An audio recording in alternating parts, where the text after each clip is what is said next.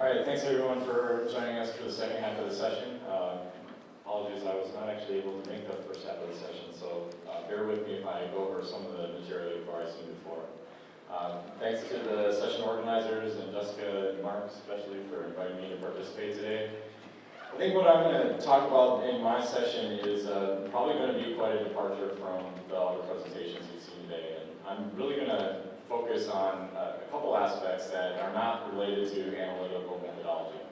So I am a toxicologist by training, and actually now I work in regulatory affairs. So I'm actually going to try to give you the application of the work that you guys are doing on method development. It's really important, I think, for all of us to work together between these disciplines to come up with the guidance that is really turning into the regulation that is keeping our food safe. So hopefully today I'm going to be able to provide you a little bit of perspective of how the work that you're doing here today turns into regulations. Hopefully people will find it interesting. All right, that was my first error. I won't talk about that anymore. So I'm going to try to use process-formed compounds as an example throughout this presentation. They're a really interesting case study, I think, and I think it's a nice way to build on the presentations you heard this morning about MCPD, GE, and some of the things we'll be hearing about this afternoon with mineral oils as well. So these process-formed compounds really are not anything new. These are things that have been in our food supply since we started applying fire to the foods that we're eating. So this is really an ancient concept that we have been dealing with since we have been eating food. I think what is new to us is actually the knowledge that we're exposed to these things. So this is the modern concept. Understanding that there are things in your food that may not be there when you don't process them, that then are there after you process them. And we, of course, are familiar with some of the things that hit the headlines and what people are talking about today, things like MCPD and GE, but also things like furans and acrylamide, and we could probably sit here and list a whole bunch more. Back in 2007, in fact, there was a really nice project that was conducted in the European Union that looked at the things that could be formed just from heating foods. And they identified over 800 unique compounds that were created during the heating of foods. So even though we're focusing on a handful, maybe a dozen, maybe a couple dozen compounds today, we're really just hitting the tip of the iceberg in terms of the complexity of the food supply that we're dealing with today. So I'm going to spend, this is maybe my naive impression of what goes on in the world of analytical chemistry. So I spend a little bit of time being a jockey for an HPLC during one of my postdocs. So I do have a little bit of knowledge, but so forgive me if I go a little bit too quickly over things. But I think the point here is that we are talking about, when we're talking about things like MCPD and acrylamide, we're talking about trace amounts of substances that back in the history of analytical chemistry, we did not have the capabilities of detecting them. And there really has been this shift, really promising research that has developed really huge strides in the development of analytical methods that have really taken us from a place where we had methods like, things on the left side, test tubes, bucket chemistry, that kind of thing, to methods on the right side where you're looking at thousands of compounds at detection limits that are in parts per trillion. It's really just a completely different universe that we're in today than we were 40 years ago. So I think the question that I'm going to try to pose in this presentation is, we have toxicology like me, and we have the analytical chemists like everybody here in the audience. So what is the best way for us to collaborate on the regulatory aspect, which is the other thing that I do? Is it best for us to use analytical chemistry, see what we can find, and then do risk assessment based on that? Or should we start with risk assessment, and then we go and find analytical methods? And actually, I think what I'm going to try to pitch today is that it actually shouldn't really be one or the other. And of course, it's more complicated than this very rote one-step, two-step process. It should be a collaboration all during the process of the development of regulations. You need that input from analytical chemists. You need that input from risk assessors.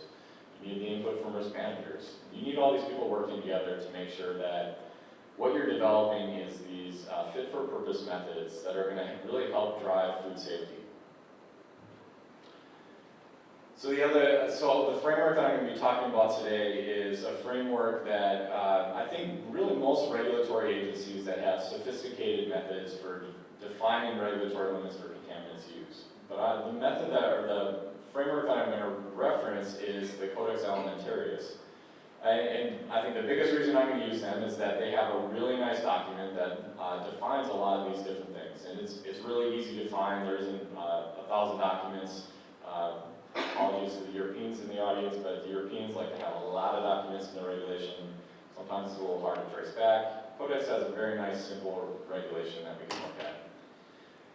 And so Codex Alimentarius is this regulatory body that sets international standards for things like chemical contaminants. So you have chemical contaminants, you want to set a limit. Codex sets up some rules, and then even goes further and talks about these are the limits that you would want to set for the different contaminants in foods. They're in this standard that they've developed for contaminants in foods, they have three concepts that they have laid out that really should be followed as you develop these limits. One is that the limits should protect the consumer. So that's my realm. We want to use the data we have about toxicology to make sure that the limits that we're setting are protecting the consumers that are consuming these foods.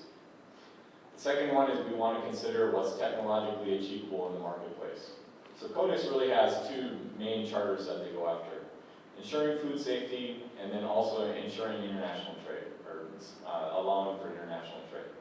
So you don't want to set a limit where 99% of the foods on the market are going to be non-compliant, because then what are you going to do then? The last one is where I think the rest of the people here are really interested in. They expressly say that you need to make sure that methods are validated and available that are able to detect down to that limit. So I'm going to spend a little time kind of going through all these different areas where Codex has defined how you would set up a regulatory limit. And I'm going to start with the toxicology, and as a toxicologist, I'm required by law to present a picture of Paracelsus, who is the father of toxicology in every presentation. I do include this in a lot of presentations, and this quote has, it's translated from Paracelsus' original language, and I've seen it 1,000 different ways, but I do like it this way, which is that solely the dose determines that a thing is not a poison. And I think the interesting thing about this is I think when I talk to my relatives or non-scientists or toxicologists, I think it is clear to them that if you eat enough of anything, it's not going to be good for you. You can eat 1,000 hamburgers, and you're going to have some ill effects from that. But I think what's often lost is that the other half of it is true, and that's actually really what Paracelsus is saying here. Only the dose determines that a thing is not a poison. Meaning, look at every compound that you have, you can get down to a level that it is not going to have any adverse effects for you. And this is because that at certain concentrations, they are not going to have biological activity. Or your body it has amazing mechanisms in place to detoxify the things that you're exposed to on a daily basis. So there's science behind this, but it really, there's threshold, you can establish a threshold below which you're not going to expect any adverse effects. And this is really the basis of all the toxicology and risk assessment that's going on today, this idea that you can establish a threshold below which there is no risk or no appreciable risk. So when you simplify all these concepts down, you get to this very simple equation, which is you take the estimated amount of that compound you're going to be exposed to, you divide that by what I'm going to refer to as a tolerable daily intake, and then you figure out is how much you're exposed to above the safe level or not. If you're above the safe level of the TDI, then you have some amount of risk. If you have less exposure than the TDI, you probably have no risk. I'm going to say no risk. The official definition of the tolerable daily intake is on the bottom here. It's the amount that can be consumed over a lifetime without appreciable risk of adverse effects. Because as a good scientist, we would never say 0% chance of anything, 100% chance. But really, it's to a point where you really wouldn't have to worry about it. So just kind of going through this as an example, and I'm taking a departure here from process form compounds, and I'm going to talk about deoxynivalenol, or DON. It's a mycotoxin that's found in a lot of grains. I'm using this example because it has really nice literature associated with it, so if you really want to look at exactly how this got determined, Codex and JECFA associated with them has a really nice document that defines all this. So how do you set a limit to make sure you're protecting a consumer for something like deoxynivalenol? So in this example, they started with an animal study. So they fed mice deoxynivalenol, and they identified that at a concentration of 100 micrograms per kilogram body weight, there was no effect in the mice. So that no observable adverse effect level. So then they apply a couple of uncertainty factors. Mice are not humans, so you take a safety factor of 10 with the assumption, a very safe assumption that mice are not more than 10-fold more sensitive than humans. Similarly, you apply an uncertainty factor for inter-individuals. So I'm not the same as Jessica and Mark. Maybe Mark is 10 times more sensitive than I am. Again, it's a conservative estimate. We don't really see that many cases where you would have that much difference between humans. But you apply this uncertainty factor to get down to the TDI. So you have that animal data, you define what would be safe for a human based on that animal data. And then what they do is they take we know where deoxynivalenol is going to end up. The limit that I'm presenting here is I think it's for flour. So if you have flour, you have an estimate of how much flour a human is going to consume on a daily basis. And based on that, it's just a simple mathematical equation of, we know they're going to consume this amount of flour. If the concentration of DON in that flour is 200 microgram per kilogram, humans are never going to exceed the safe amount when they're consuming it. So we want to protect the consumer, that's where our risk assessment comes in. And it's all really nice if all the math lines up. But as we said, one of the other concepts with Codex is that they want to make sure that you're considering the technological capabilities of producing these foods. So this I'm taking right out of that Codex standard, because the language is actually really nice. They're more or less saying, don't set that number where you're going to reject all the food that's on the market. And there's reasons why you may not always be able to set the limit for a food based solely on the safety evaluation that we showed in the previous slide. There's lots of things that might prevent that. So lack of technology to actually reduce the amount. So these things are inherent in the environment. There's no way to reduce it to zero. But there are mechanisms in place that you can reduce it some. Can you reduce it all the way down to below what the safe level would be? Sometimes you can and sometimes you can't. Of course, there's always time and cost that's associated with putting in these mitigations. And I'm also going to talk a little bit on the next couple slides about secondary effects, and then it all comes down to prioritization of resources. If we're going to address reducing DON, that means we're not going to take those resources and reduce E. coli contamination. So it just kind of, again, the idea of providing a broad overview of things that are going on. I put in this slide because, and I'm borrowing it, I'll say too, without permission from Joe Rodericks, but I've seen Joe Rodericks give this slide a number of times. And I really like the concept that he sets up here. And I think it really drives home some of the ideas around this technical capability. The things that we're talking about with heavy metals or MCPD and GE, mycotoxins, these things we cannot get rid of in every ounce of them in our food. There's always going to be some trace level there because they're inherent in our environment.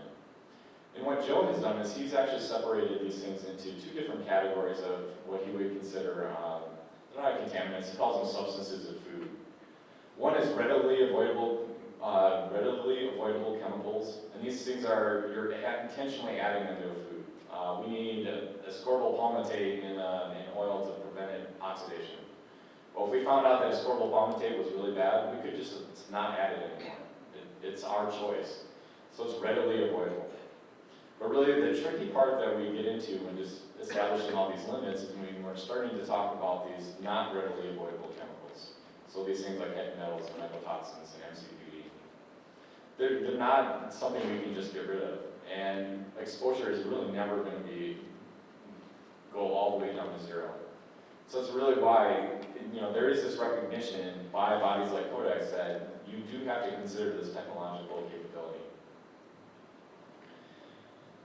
So this is, a decision tree that I put together based on participation in that Codex process over the last couple of years, and it's built on how do they make those decisions at the Codex level about how are you going to incorporate this understanding of what is technologically possible. So we'll talk a little bit more about these other things too, but so they always start off with a survey of the concentration of these contaminants in food, and this I'm actually taking it from an example from something that the US FDA is running through Codex, which is developing limits for the heavy metal lead in a bunch of different food types. So they asked the question, do 95% of the foods that were surveyed have an amount of a contaminant below the safe level? If they do, then it's a simple process. Let's just set that regulatory limit to a point where it matches the safety. But what if it doesn't? What if we find out that the amount of products that have the amount of lead or another contaminant above the safe level is way more than 5%?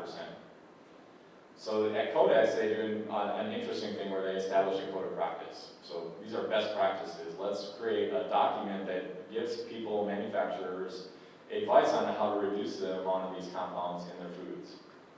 So you establish this code of practice. After the code of practice is established, you give people time to implement that code of practice, and hopefully what you're going to do is you're going to reduce those levels. You're going to then take another survey, see if people were actually able to reduce it enough to get it below that TDI for 95% of the commodities on market. If you are, again, great. Let's just set the regulatory limit to match the safety value. If not, then you set that ML based on what is achievable by 95% of the products on market. So we're trying through a lot of, so I'm involved in a lot of different activities through some other different organizations, and one of the places that we're really trying to push more of these considerations of technological capability, I'm working on with the International Life Sciences Institute. We've had a couple of workshops over the last couple of years where we're trying to encourage people to take a more proactive approach at looking at this. So in addition to making sure that technological capability is considered, we also want people to think about, should we always mitigate? And the answer, we think, is yes, you should mitigate if the risk is reduced. And we think there's some confusion out there about exposure being reduced and risk being reduced. Because not every time that you're going to reduce the amount of exposure, you're going to actually reduce the amount of risk. So we're trying to get these kinds of things implemented into decision making moving forward. And one of the ways that we're doing that is actually, we also want people to start thinking about the secondary effects of mitigation. So this is an advertisement for the International Association of Food Protection meeting that's going on this summer in Salt Lake City. At that conference, we're going to have a talk where we're going to talk about the secondary effects of processing. So you're going to create compounds when you heat them, when you pasteurize them, when you retort them. These are all things that are going to generate compounds. But if you're pasteurizing milk, you're also doing a lot of food safety initiative there and making sure that the microbiological contamination is really low. So how do you consider all these things? You can't consider them individually. You have to make sure that you consider these things holistically. So I think all these concepts are kind of wrapped up in an area that's developing in terms of how are you going to consider both the risk and the benefit of some of these mitigations. So the last section here is, again, this is taken right out of the Codex standard, is you have to consider that the methods that you have are validated and available. And I do highlight both of those words, validated and available. So method validation, it's certainly very important to have a method that can accurately detect what is present in a food. But I think the other thing that we're really pushing is that it's equally important to have that method available. So I know Jan talked about his method this morning, or maybe Jan talked about his method this morning. Jan's got a method for detecting MCPD, as does the FDA. But if they're the only people in the entire world that can run that method, it's not available. We have to make sure that these methods are available. And it comes down to risk assessment, it comes down to risk management. You need methods available to be able to do all these things. So we're always encouraging people to make sure that, as we're developing these limits, And I'll say, self-reflection, the risk assessors, the toxicologists, this isn't always their strong suit. They think you guys are all magicians, like, oh, we'll just set a number, it's okay, the analytical chemists will figure out how to get down there. And fair enough, yes, you usually do, but that's not the way to set regulatory limits. If you set a regulatory limit way too low and you have no methods, all it ends up with is having a lot of churn. So kind of getting back to this concept of fit for purpose, and I'll use my Don example again. So what do I mean by fit for purpose, and how does this kind of all come together? If we take the example, if we have deoxynivalenol, the limit for flour is 200 microgram per kilogram. So let's imagine we had a flour where the concentration of Don is actually 50 microgram per kilogram. So below the regulatory limit, not a concern. So how would we develop a method to analyze for Don to make sure that it's fit for purpose, that we're giving the risk managers the information that they need? So one option is we could set a method where the LOQ is half of what the regulatory limit is. So because I'm told this is a standard practice. You don't want to make it exactly the same, you want to make it a little lower. So with this method where 100 microgram per kilogram is the LOQ, you would test that sample of flour and you'd find it's below the limited quantitation. And the risk manager would say, okay, that's great, no action is needed. We can ignore this sample, and this is perfectly safe. Method number two, you have a method that goes down to an LOQ of 1 microgram per kilogram. So now instead of returning a result that the amount there is below the limited quantitation, it tells you what the amount was. It says that the amount is 50 microgram per kilogram. From a risk management perspective, the decision is still the same. We know that it's below the regulatory limit, there's no safety concerns, no action is really needed. The issue comes in with communication, and that's something that I think I unfortunately don't have a slide dedicated to it, but I think it's another message here is the communication is another important thing that comes out of that. And communication is a part of risk management. From a communication standpoint, it's a simple story when you have it below the limited quantitation. Actually, sometimes it's not. But for me, as someone who has to communicate this to our QA department, this becomes an easier sell. And also to consumers. So I can tell consumers, look, we didn't detect any deoxynivalenol. Oh, there's none there. Well, there's some there, but people don't understand that.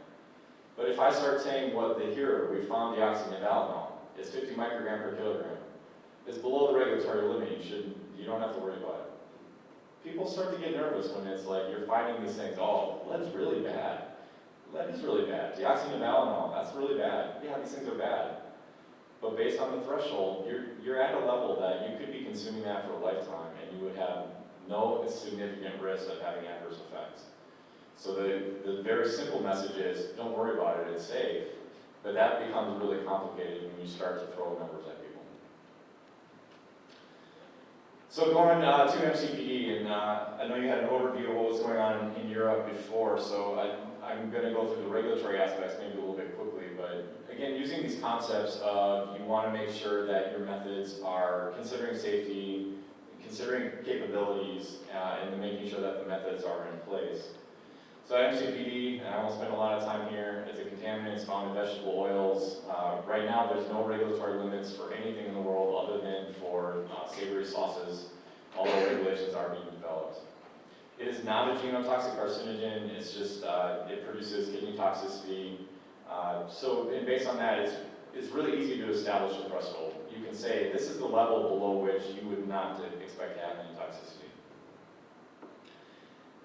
This was a history lesson for me. I actually didn't know what the origin was of how MCPD came about and how it came into oils.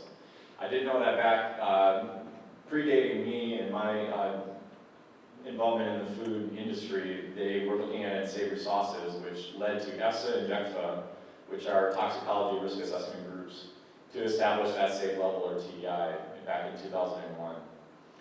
Probably in parallel, you had people start to look for MCPD in other food types, and there was papers published in 2002 on that. The analytical methods actually started to develop a little bit more, and in 2006 a paper was published that used an updated methodology to identify that MCPD was also present in vegetable oils. And from all the time that all this analytical method work is going on, a lot of different risk assessment agencies and academic individuals were running more safety studies to determine if that is the TDI, the safe limit established in 2002 or 2001, was still accurate. So in 2016, EFSA actually took all that new information on toxicology and established a new TDI of 0.8 microgram per kilogram, so fivefold less than what the original number was. Shortly after that, the University of Cincinnati, we worked with a researcher down there who is very familiar with some of the more sophisticated or newer approaches to doing this type of assessment. He calculated that the safe limit should actually be 9 micrograms per kilogram. From there, we had an assessment from JECFA. They came to a number of 4. And after JECFA came out with 4, then EFSA actually went back and revised their number and came back to their original statement of 2. So I think part of the reason I put this up there is it is a science, but science is always evolving, and it's interesting to see that people can look at the same data set and come up with different conclusions. And then I think it also explains why did it take 18 years for us to go from TDI back in 2001 until where we may get some regulatory limits established this year for vegetable oils. Because there's a lot going on. People want to do these things the right way, so they want to make sure that they have the information needed. So kind of looking at this in a slightly different way and bringing in the regulatory aspect. So Codex and the European Commission are the regulators, so they're the ones that set the limits, whereas EFSA and JECFA are the scientists that say, what is the safe level? So again, here's the timeline. 2006, we got that publication of the presence in oil. JECFA had their TDI in 2016. They took the approach that they were going to develop a code of practice. So instead of going straight into developing limits for MCPD, they said, we're going to develop a code of practice to try to get methods out there for people to reduce this in their foods. So we have a draft code of practice now. Actually, this is more work that the US FDA is leading at Codex. We are expecting that document to be published in 2019, finalized in 2019 or 2020. I'm actually thinking it's probably going to be 2019. And from there, Codex will take another step and they will likely develop some limits if they decide that they're needed. But it's also possible if that code of practice gets out there and everybody reduces their MCPD concentrations, they may decide that it's not needed because it's already so low that there's no risk anymore. So it's a different approach that's been taken on the European side. So on the European side, as soon as they published their new TDI in 2016, the European Commission did start to develop regulatory limits for a number of different food types, specifically vegetable oils and infant formula. The process did slow down a little bit when JECFA published their TDI that was not the same as EFSA's, but now that the new EFSA TDI was published earlier this year, they have started to develop the limits again. So we're expecting some sort of finalized limit sometime this year. So again, it's interesting to see the differences too between the different regulatory agencies. All these agencies, though, regardless of which ones they are and which of the risk assessments they're following, they do all have a practice of looking at what the technological capability is in the marketplace. So Codex has a system, it's called the GEMS food database that all Codex members and really anyone, I think anyone, can submit data on occurrence to Codex.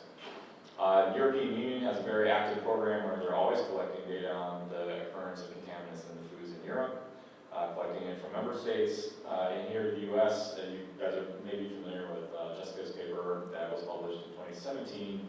That one was on infant formula specifically. They have an older one on vegetable oils too. But again, there is this consideration of what is the capabilities that are out in the marketplace. And of course, the analytical capabilities is another big consideration.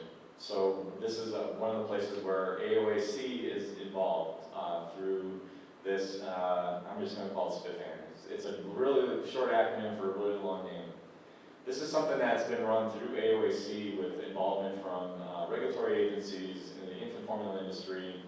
Initially it was developed as a way to get these validated methods that were available around the world to be developed for things like nutrients. Because there's a lot of arguments that start about what is the actual nutrient content of a food because it can depend on which method you use. So they wanted to develop dispute resolution methods to figure out how you're going to resolve these conflicts. They haven't really looked at contaminants much before, but this is an example where they said this is a process that we could use to make sure that there is a method out there for MCP and GE. That's because the methodology for this is really complicated.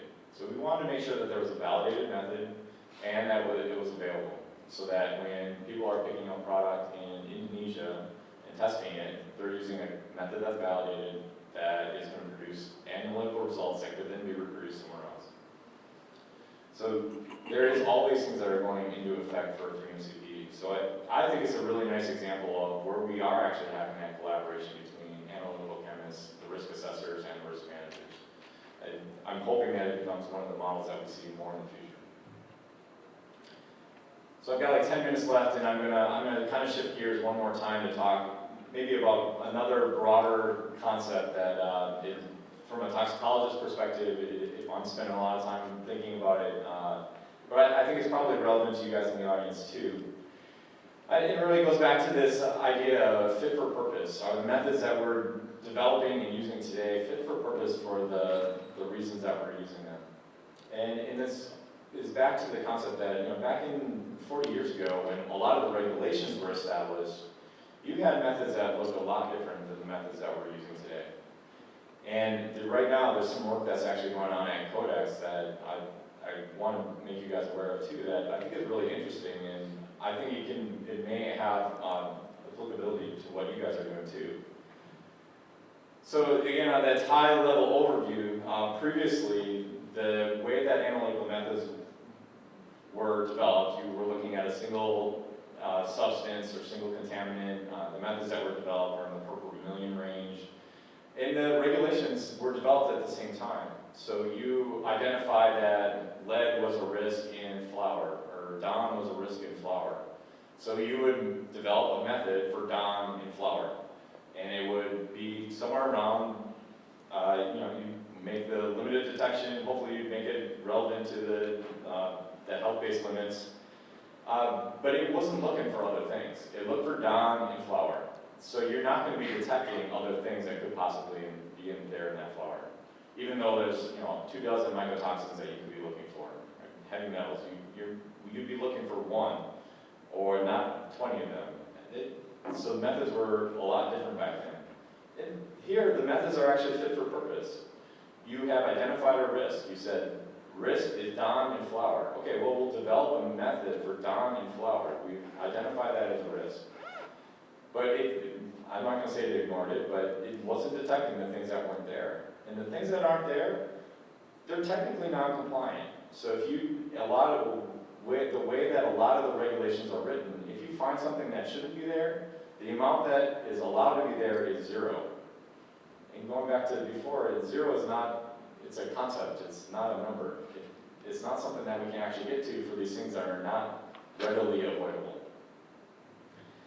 So the problem that we have today is that we have these methods that are either non-targeted, or they're looking for hundreds of compounds, thousands of compounds.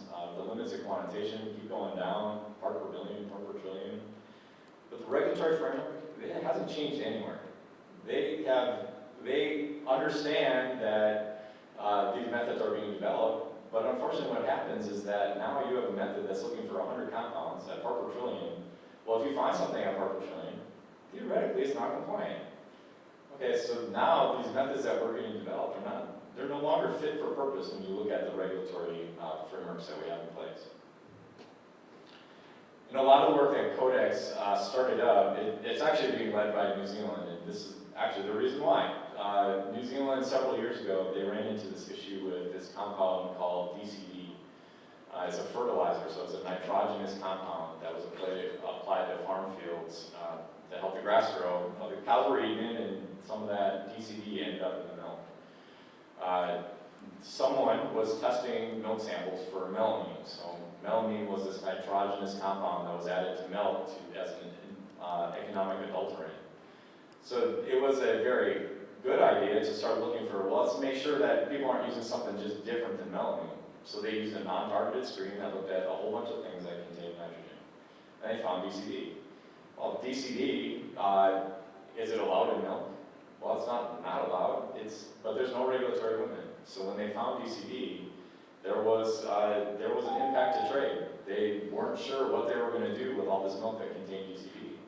Even though there was consensus that the amount of DCD that was found, and it was a trace amount, really, it's a safe compound. It's just a nitrogenous compound. The safety, everyone was agreed on the safety. So what are you going to do? So this is really what led to New Zealand developing this process at Codex. And what they wanted to do was develop a process where, let's use some of these concepts that we have from toxicology, like threshold of toxicological concern, which I'll talk about in the next slide, to develop this baseline value. And this is the value of safety, the gold standard. If you have any detection of any substance, regardless of whether you're expecting it or not, below this cutoff value, we're going to say that this is a low risk for safety. And therefore, we're going to deprioritize it for any risk management measures. And if you have it above that cutoff, then you can use other processes that you have in place, use things like health-based guidance values like the TDI or the T2C to do a proper risk assessment. But they're looking for ways for people to do this quick. And they're looking for a way to make it globally harmonized. Because what we also don't want to have happen is New Zealand to do it one way, for China to do it a different way, for US to do it a different way. So that this is all built on this threshold of toxicological concern. And this is back to that threshold slide with Paracelsus. The concept is at some amount, every compound is going to be safe. So that they have created this data set of over 600 compounds with thorough toxicological studies, and they've identified that you can actually figure out an amount that it doesn't matter what the compound is, you're going to be safe if you're exposed to that amount. So this is 20 years ago, so it's an old concept, but not a super old concept, but it's still evolving today. And there's ongoing efforts at WHO, FDA, and EFSA, all looking at how to update this TTC to make sure that it's still relevant. So really what we're hoping for is that, as we evolve, we're going to have to get some evolution of both the regulatory framework, the way analytical methods are developed, or hopefully it's going to be this collaboration where we can all get together and say, we got to take a step back and look at whether we're doing this the right way or not. So hopefully the answer of the day, and hopefully I was able to convince you that there really is a big area here that we can have a lot more collaboration between these different disciplines. I think if we move to this model where we have a lot more collaboration between our fields, we're going to get better risk-based decision making, we're going to have better risk communication, and hopefully we're going to be able to focus those resources to where they're going to make the most impact on food safety. Of course, there's one more really important thing that I really think I just wanted to happen because it's going to make my life a lot easier. Hopefully it will make your lives a lot easier too, but that's my real purpose for being here. This is just, again, looking at that framework. I mean, it's a linear model here, but it's not really linear. There's a lot of going back and forth between all these steps. But you can see that it's not as simple as saying that I'm the toxicologist, I'm going to do something, I'm going to hand it over to you guys, and now you do your thing. There really does have to be this collaboration back and forth between hazard assessment, which is where us toxicologists are going to get involved, exposure assessment, where we need that analytical data that you guys are generating to then go into the risk assessment to figure out if people are at risk or not. Skip that. And so again, I think there are some areas where, in addition to just more collaboration, I think there's different things that I would like to see happen. So instead of a focus on the prioritization of lowering LOQs, prioritization, I'd love to see prioritization go to some other things like precision and accuracy and accommodating complex matrices. I think we're definitely running into that with MCPD. Cost reduction methods or making things more widely available. So I think there's a lot of things out there to do. I just think that, again, I think there's a lot more room that we have for discussion and hopefully a lot more collaboration. And hopefully what we're going to move to is, I picked these pictures randomly from the web, but I actually like it. I think we're going to move from the model on the top where I'm going to be over your shoulder making sure you're doing the right thing to a model where maybe we're sitting in the room and actually having a conversation together. All right, and with that, we have a couple minutes for questions. Thanks for your attention. Are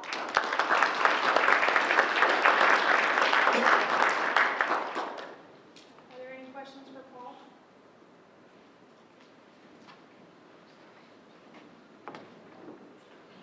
Thank you, as was the first thing to me. I would like to pick up this PMCD topic you described so precisely. So I have a question regarding